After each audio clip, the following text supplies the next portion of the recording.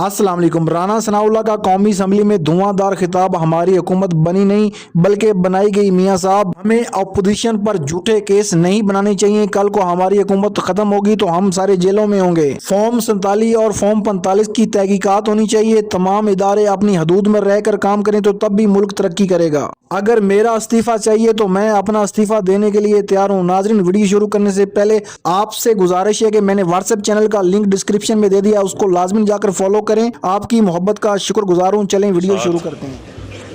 मैं अपनी तरफ से, गवर्नमेंट की तरफ से जो है वो हज़ारे हमदर्दी भी करता हूँ और वज़ीर-ए-आज़म साहब इस बारे में ये देख रहे हैं कि उन नुकसानात की तलाफ़ी में गवर्नमेंट जो अपना किरदार अदा कर सकती है वो करे। मामले को, इस मसले को जो है वो, इस नासूर को जो है वो कंट्रोल किया है। जनाब स्पीकर, आज की इस मोशन के हवाले से पार्लियामेंट जो है ये एक ऐसा अदारा है जिसे मदर ऑफ द इंस्टीट्यूशन और मुल्क की, कौम की रहनुमाई की न सिर्फ ज़िम्मेदारी है बल्कि उससे अफजल कोई और अदारा नहीं है। तमाम अदारों का अपना अपना डोमेन है, उनकी अपनी अपनी जो है वो आइनी जो है वो ज़िम्मेदारियां हैं, उनका अपना अपना आइनी इख्तियार है। लेकिन वो तमाम इख्तियारात और उन अदारों का डोमेन जो है वो पार्लियामेंट के मरहून मिन्नत है, क्योंकि पार्लियामेंट वो अदारा है जिसने कॉन्स्टिट्यूशन जो है वो बनाया है, जिसने ये तय किया है कि कौन सा अदारा जो है वो किस तरह से और किस दायरा कार में जो है वो काम करेगा। और मैं अगर ये भी कहता चलूँ कि पार्लियामेंट को, इस मुअज़्ज़ज़ अदारे को ये इख्तियार भी है कि वो आइन में तरमीम कर सकता है, वो किसी भी इख्तियार को बढ़ा भी सकता है, उसमें कमी भी ला सकता है। इस अर्ज़ के बाद मैं ये बात इस मुअज़्ज़ज़ अदारे पार्लियामेंट के सामने रखनी चाहूँगा कि आज हुकूमत को और पूरी कौम को, बल्कि उसके साथ साथ तमाम अदारों को 3 बुनियादी नकात के ऊपर जो है वो रहनुमाई की ज़रूरत है। ये पार्लियामेंट जो है ये इसके ऊपर डिस्कशन करे और डिबेट करे और उसके ज़रिए से रहनुमाई दे, और उस रहनुमाई से जो है हुकूमत ये कोशिश करेगी कि इन चीज़ों से जो है वो नबर्द आज़मा हुआ जाए। इसमें सबसे पहली बात तो ये है कि इस वक्त जो सियासी, इंतज़ामी और इसके साथ साथ अदालती बहरान है, अगर मैं ये कहूँ कि ये बहरान नहीं है, बहरान पैदा किया गया है, पैदा किया जा रहा है, मुसलसल उसमें इजाफे की कोशिश हो रही है। और अगर उन कोशिशों की तरफ ध्यान दिया जाए तो शायद जाके एक ही शख्सियत के ऊपर जो है वो बात जो है वो रुकती है, जो चंद लोग हैं उनके ऊपर जाके ये ज़िम्मेदारी जो है वो पड़ती है। हालात ख़राब तो नहीं हैं, लेकिन हालात को ख़राब करने की जो है वो कोशिश की जा रही है।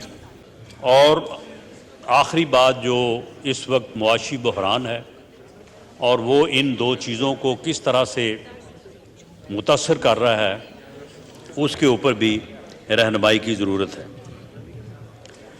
जनाब स्पीकर, मैं ये बात कि ये सियासी, इंतज़ामी और अदालती बहरान जो इस वक्त कौम को दरपेश है, मैं इस हवाले से मुख्तसरन ये बात करनी चाहूँगा कि ये बहरान न था न है, اس سے ہر روز کوشش کی جاتی ہے کہ اس کو پیدا کیا جائے. ایک چیئرمین نیب کو آپ نے جو ہے وہ اس کو قابو کیا, اس کو بلیک میل کیا, اور بلیک میل کرنے کے بعد اپوزیشن کے خلاف جھوٹے مقدمات بنائے. ان جھوٹے مقدمات میں اپوزیشن کی تمام لیڈرشپ کو محترمہ تو سب کے خلاف جھوٹے مقدمات بنائے اور ان کو جو ہے وہ گرفتار کیا.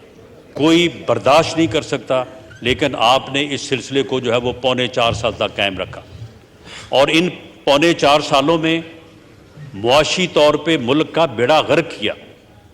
ایک ایسا IMF کے ساتھ معاہدہ کیا جس معاہدے کی وجہ سے اور اس معاہدے کی شرائط کو پورا کرتے کرتے جناب اسپیکر آج جہاں پہ مہنگائی پہنچی ہے, جہاں پہ ڈالر پہنچا ہے, اور جو معاشی صورتحال ہے, اس میں موجودہ حکومت کا اس کے علاوہ کوئی ایک عمل, کوئی ایک غلطی, کوئی ایک کوتاہی کوئی سامنے رکھ دے کہ جی آپ نے یہ غلط کیا ہے, تو ہم سزاوار ہیں, ماسوائے اس کے کہ IMF کی شرائط کے اوپر عمل ہو رہا ہے, ماسوائے اس کے کہ IMF کے ساتھ جو کانفیڈنس اروڈ ہوا اس کے بعد جو ہے وہ آپ سے معاہدہ کریں گے.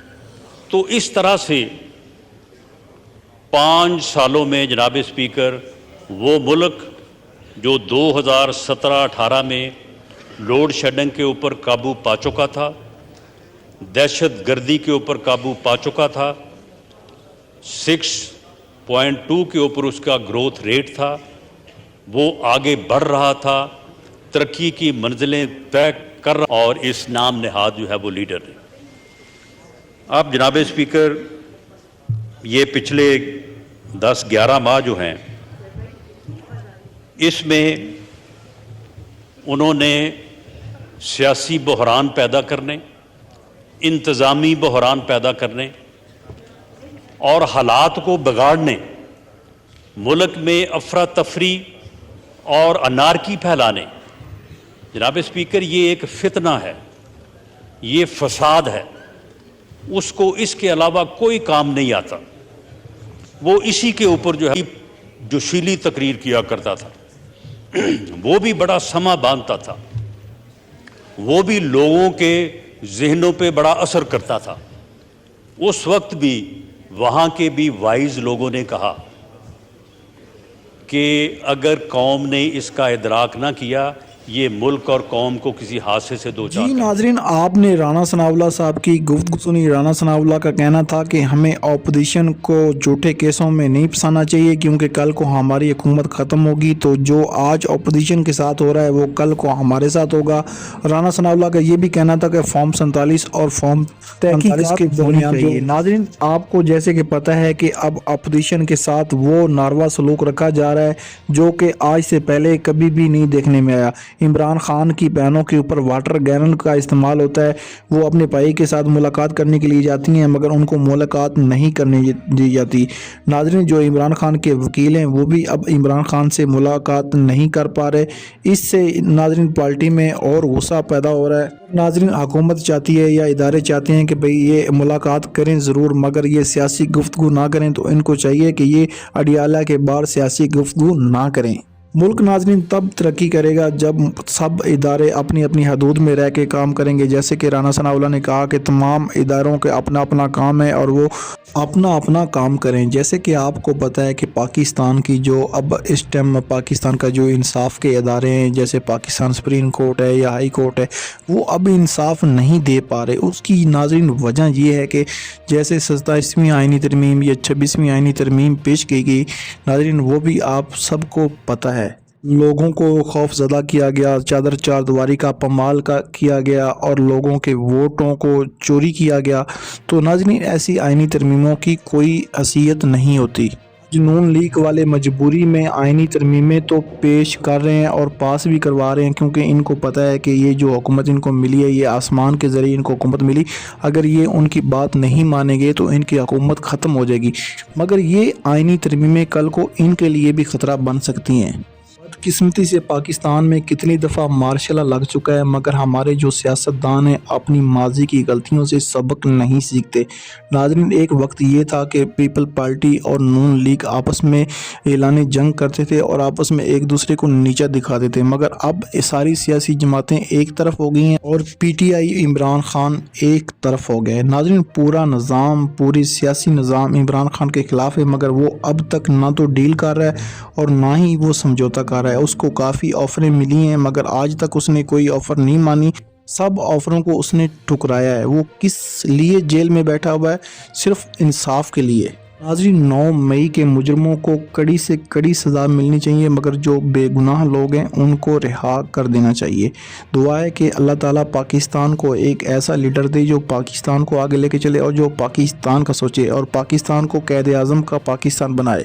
اگر ناظرین آپ کو یہ ویڈیو اچھی لگی تو ویڈیو کو لائک کر دیں، چینل کو سبسکرائب کر لیں اور بیل آئیکن کو بھی پریس کر لیں، اور میں نے واٹس ایپ چینل کا لنک ڈسکرپشن میں دیا ہے، اس کو لازمی جا کر فالو کریں۔ ملتے ہیں ایک نیو ویڈیو میں، تب تک اپنے میزبان کو اجازت دیجیے۔ اللہ حافظ۔